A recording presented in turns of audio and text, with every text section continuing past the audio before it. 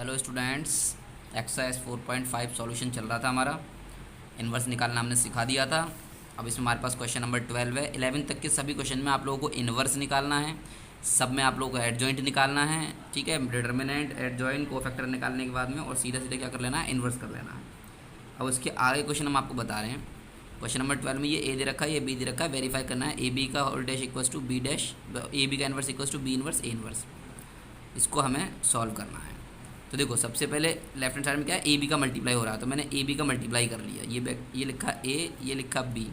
Multiply पहली रो का पहले कॉलम से करेंगे। 3 6 18 प्लस 7 7 49, 18 प्लस 49 67 आ गया। फिर पहली रो का दूसरे कॉलम से करेंगे। 3 8 24 प्लस 7 9 63, 24 प्लस 63 87 हो गया। फिर सेकंड रो का फर्स्ट कॉलम से करेंगे। 2 6 12 प्लस 35, ये 47 हो गया। फिर सेकंड रो का सेकंड कॉलम से करेंगे। 2 8 16 प्लस 5 9 45, 45 प्लस 16, ये कितना हो गया, 61 हो गया। अब ए बी आ गया। अब एडजॉइंट निकालना है, तो पहले ए बी का डिटर्मिनेंट निकाल लिया। मल्टीप्लाई मल्टीप्लाई माइनस बीच में -2 आ गया। अब को फैक्टर निकालने हैं ए बी डिटर्मिनेंट के हमें। तो को फैक्टर्स का मतलब होता है ए बी 1 1, यानी कि पहली रो पहला कॉलम हट गया, बचा हुआ 61 आ गया। ए बी 1 2, देखो ऑड नंबर आया तो माइनस का आएगा, 2 और 1 का ऐड करेंगे तो क्या होगा, 3 ऑड नंबर हो गया। और जब भी सम इन दोनों डिजिट का सम ऑड नंबर आता है तो माइनस का साइन आता है। 1 2 पहली रो दूसरा कॉलम, 47 -47 हो गया। अब ए बी 2 1, क्योंकि यहाँ पर ए 1 1 1 2 2 1 2 2 चार एलिमेंट हैं, तो 2 1 का मतलब पहली रो 2 1, सेकंड रो पहला कॉलम गया 87, और 2 + 1 3 है तो माइनस के 87। ए बी 2 2, यानी कि सेकंड रो सेकंड कॉलम गया 67 बचता है। अब एडजॉइंट जो होता है वो कोफैक्टर की मैट्रिक्स का ट्रांसपोज होता है, तो ट्रांसपोज करके लिखना हमने बता दिया था तुम्हें। ए बी 1 1 1 2 ऐसे ऐसे लिखते हो रो में, लेकिन हमने रो को कॉलम में लिख दिया। A B 1 1, A B 1 2, A B 2 1, A B 2 2, ये चारों वैल्यूज़ मैंने ये यहाँ से उठा के ये ऊपर उठा के ये लगा दिया। ये क्या आ गया, एडजॉइंट आ गया। क्या आता है, ये एडजॉइंट आ जाता है। और इन्वर्स क्या होता है, A inverse equal to 1 upon determinant A into adjoint A. अब यहाँ ए बी की बात चलिए तो ए बी का whole inverse equal to 1 upon determinant A B into adjoint A. Determinant A B -1/2 आ गया, और एडजॉइंट ए जो निकाला वो लिख दिया। ये आ गया तुम्हारा लेफ्ट पार्ट, क्या आ गया, लेफ्ट हैंड साइड आ जाती है हमारे पास ए बी का होल इन्वर्स। अब इसके बाद में हमें क्या करना है, बी इन्वर्स, यानी इसका और इसका इन्वर्स अलग निकाल के करना है। तो चलो भाई, तो बी पहले ए का इन्वर्स निकाला मैंने, तो ए में डिटर्मिनेंट बना लिया मैट्रिक्स का 3 7 2 5, 3 5 15 -14 1 बचा। कोफैक्टर निकाले ए के, तो ए के जो कोफैक्टर निकालेंगे हम वो क्या आएगा हमारे पास, तो कोफैक्टर ये आया हमारे पास ए के। ए 1 1 पहली रो पहला कॉलम 5 बच गया। ए 1 2 ऑड आ गया, पहली रो दूसरा कॉलम 2 माइनस में आ गया। ए 2 1 दूसरी रो पहला कॉलम 7 माइनस में आएगा। 2 2 सेकंड रो सेकंड कॉलम 3 बचेगा। फिर एडजॉइंट ए लिखेंगे तो ए 1 1, ए 1 2 और आगे डिजिट होता है ए 1 3, ए 1 4 ऐसे। तो जैसे रो वाले एलिमेंट जो आते हैं 1 1 1 2 1 3 1 4 किस में आया करते हैं, रो में, लेकिन हम रो वाले एलिमेंट ना लेकर क्या करते हैं, कॉलम में कर देते हैं। तो ए 2 1, ए 2 2, ए 1 1, ए 1 2, फिर ए 2 1 और ए 2 2। अब इसकी वैल्यू कितनी है, 5, 2 1 कितना आ गया, -7, 1 2 कितना आ गया, -2, ये 3 आपस में इंटरचेंज कर दी प्लेसेस आपस में इनकी। ठीक है, ये आ गया हमारे पास एडजॉइंट ए, इसका इन्वर्स निकाल देते हैं। तो इन्वर्स का तरीका वही आ गया फिर हमारे पास, A inverse 1 upon determinant A into adjoint A. इसका डिटर्मिनेंट 1 आया था, adjoint A as it is लिख दिया, ये आ गया मेरे पास ए इन्वर्स। ऐसे बी, तो बी मैट्रिक्स मेरे पास क्या है, बी मैट्रिक्स ये 6 8 7 9, पहले इसका डिटर्मिनेंट लिख लिया, 6 9 54, 7 8 56, -2 बच गया। अब फिर से इसके कोफैक्टर निकालेंगे, इसका फिर हमें निकालना है इन्वर्स। कोफैक्टर ऑफ बी निकाला तो बी 1 1 1 और 1 9 बच गया। बी 1 2 माइनस में आएगा, 1 2 7 बच गया। 2 1 यानी कि सेकंड रो फर्स्ट कॉलम 8 बचा, निगेटिव में 2 2 सेकंड रो सेकंड कॉलम 6 बचा। एडजॉइंट बनाने के लिए वही मैट्रिक्स लिख दी, बी 1 1 बी 1 2 बी 2 1 बी 2 2, और इस सब की वैल्यू यहाँ से उठा के लगाई मैंने, तो ये बन गई मेरे पास एडजॉइंट बी। और फिर बी का इन्वर्स जब हमने किया तो 1 upon determinant B into adjoint B, determinant B की वैल्यू -1/2 आई थी, और ये ऊपर एडजॉइंट निकल गई, ये लिख दिया हमने, ये आ गया बी इन्वर्स। अब प्रूफ कराना था ए बी का whole inverse equals to B inverse into A inverse. तो अब बी इन्वर्स और ए इन्वर्स का मल्टीप्लाई कर दो। बी इन्वर्स की वैल्यू 1/2 -9 -8 -7 6, ये आ गया। ए इन्वर्स हमने यहाँ निकाला हुआ, ये निकाला हुआ 5 -7 -2 3, ये आ गया। ये यहाँ पर था ए इन्वर्स, ये 5 -7 -2 3, 5 -7 -2 3, -1/2 ऐसे रहा, मल्टीप्लाई कर दो, 9 5 ज़ा 45 प्लस 16 61 हो गया। फिर इसका सही में 9 7 ज़ा -63 और -24 -37 आ गया। इधर किया तो 5 -35 और -12 -47 आ गया। और ये प्लस 49 और प्लस 18 67 आ गया प्लस का।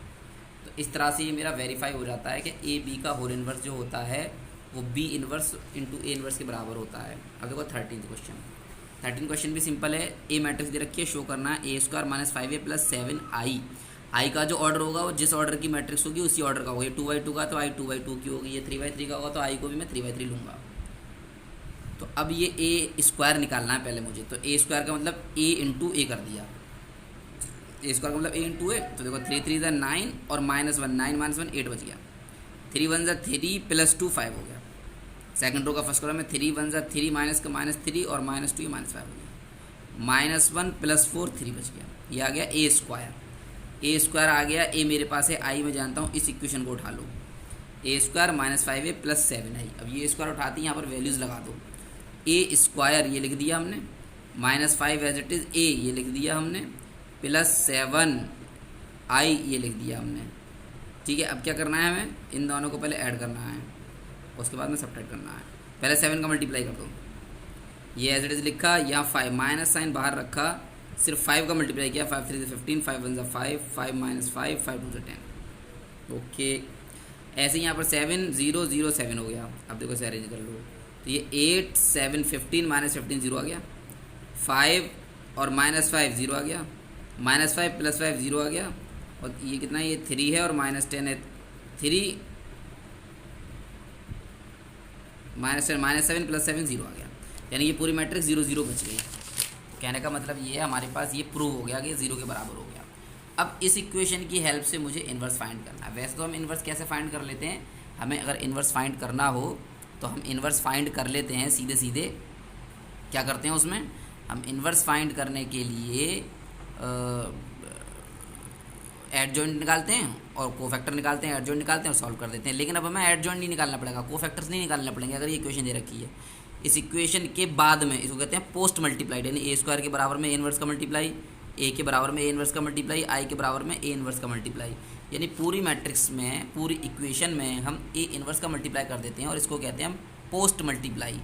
और ये बात हम याद रखेंगे कि मैट्रिक्स में पहले मल्टीप्लाई करने से और बाद में मल्टीप्लाई करने से फ़र्क पड़ता है, इसलिए हमेशा यहाँ पर हमने पोस्ट मल्टीप्लाई किया है। तो A² into A inverse -5A into A inverse plus 7I into A inverse लिख दिया। अब देखो हमारे पास कंडीशन होती है A into A inverse I होता है, A इंटू A इन्वर्स हमेशा I होता है। और A इन्वर्स का किसी में भी मल्टीप्लाई करेंगे हम तो कोई फ़र्क नहीं पड़ेगा, वो A इन्वर्स ही रहेगा। तो यहाँ पर A² है, A² का एक A इधर कर दिया और एक A का A इन्वर्स का मल्टीप्लाई, ये A² हो जाएगा। हमने इसको ऐसे बना दिया I बनाने के लिए, ये A into A inverse I बन गया। I इंटू A इन्वर्स कोई फ़र्क नहीं पड़ेगा। तो देखें A इंटू A इन्वर्स को मैं I लिख सकता हूँ, तो ये I इंटू यानी AI हो गया, minus A into A inverse I हो गया, -5I हो गया। और I इंटू A इन्वर्स मैंने क्या होता है, I का मल्टीप्लाई करो A इन्वर्स I में किसी का ही मल्टीप्लाई करो, कुछ चेंज नहीं होता, वो नंबर ही आता है इसका मल्टीप्लाई करते हैं। तो A इन्वर्स का I में क्या, तो A इन्वर्स रह गया = 0। अब देखो ये AI का मतलब मैंने क्या बताया था, I का A मल्टीप्लाई करूँगा तो A ही बचेगा, कोई फ़र्क नहीं पड़ेगा, ये A रह गया। -5I + 7A इन्वर्स, मुझे A इन्वर्स निकाला, इस टर्म को यहीं ले जाओ, ये दोनों टर्म उधर लेकर जाओ, तो 5 प्लस का हो गया, A माइनस का हो गया। 7A इन्वर्स ऐसे रहेगा, 5I की वैल्यू लिख दी और A की वैल्यू इक्वेशन से लिख दी मैंने, 5 + 0 0 5 ये आ गया और ये एज लिख दिया। अब इसे करो जरा, -5 - 3 2 बचेगा, 0 - 1 -1 बचेगा, 0 - +1 हो जाएगा, 5 - 2 3 हो जाएगा। और इधर 7A इन्वर्स है, इस 7 को इधर ले आओ डिवाइड में, तो ये A इन्वर्स निकल आता है मेरा। ठीक है, ये A इन्वर्स निकल कर आ गया। होगी बात clear. 13th question, 14th question की तरफ। अब 14 क्वेश्चन, ये A मैट्रिक्स दे रखी है तो तुम्हें A और B फाइंड करने हैं। अगर A² + AA + BI = 0, यानी स्मॉल a और स्मॉल b कोई कांस्टेंट नंबर है जिनकी वैल्यू मुझे फाइंड करनी है और ये इक्वेशन 0 के इक्वल दे रखी है।